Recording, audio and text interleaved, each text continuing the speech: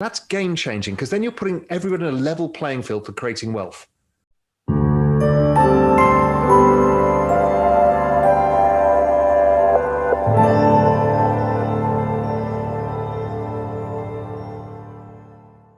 My exit strategy changes over time.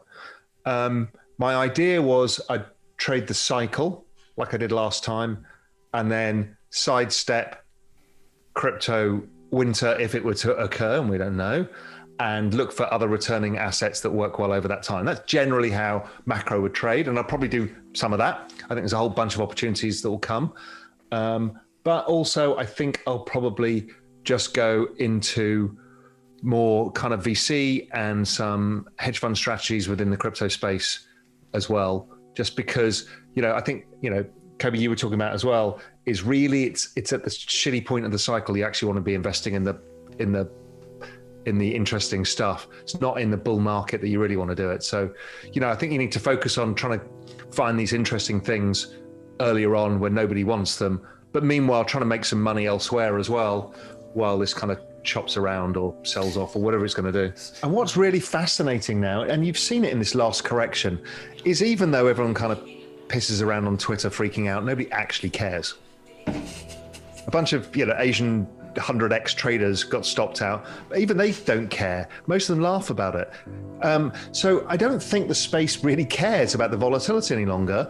And I think everybody involved in the space has made such a good job of telling people about the cycle that I don't think even institutions are going to be put off. So I think that, people just put their heads down and get on with their building of stuff. And I think we reached tipping point this cycle because of the explosion of DeFi. It's just now become this, again, another supermassive black hole of talent.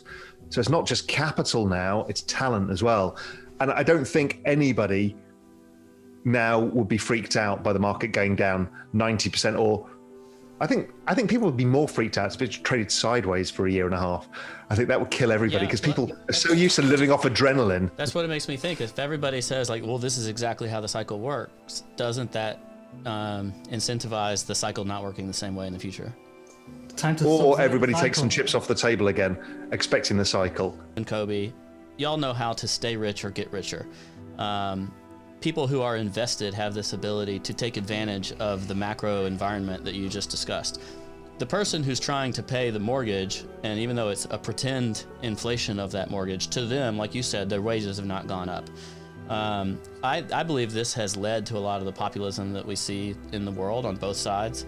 How can a regular person take advantage of these changing macro variables to not get totally screwed in all this? Yeah, I wrote a long article about this called The Reason for Everything. And it was basically this: the fact why this has all happened is, for all of the reasons we talked about before, wages haven't gone up.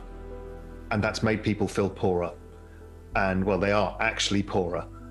Now, sure, you could afford more, loaves of bread because that's gone down in price because technology has destroyed the price of food.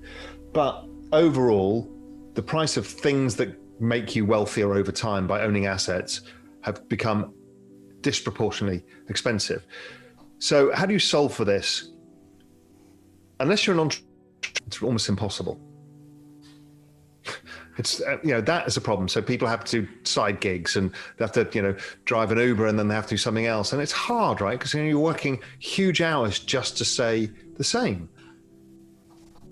What I'm a passionate believer in is this tokenization model is going to change that. So if you are a Gen Z and you come into your savings life, by the time that they start saving, by the time they hit 30, where the kind of core of the millennials are now, the millennials have just become financialized. You can see it en masse, right? The rise of Robin Hood, all of this is the millennials becoming financialized. So these Gen Zers are going to be able to tokenize real estate. So no longer is the hedge fund dude able to buy something in Fifth Avenue for $50 million, which is unavailable to anybody else. You'll be able to fractionally own part of it. So the hedge fund dude can have X% of his assets in it, 3% of his assets, and so can the Gen Z who's earning, a couple of grand a month. That's game changing because then you're putting everyone in a level playing field for creating wealth.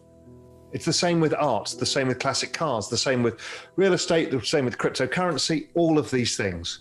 So anybody can create a basket of these assets that have made rich people rich in the same proportion. That is a huge difference.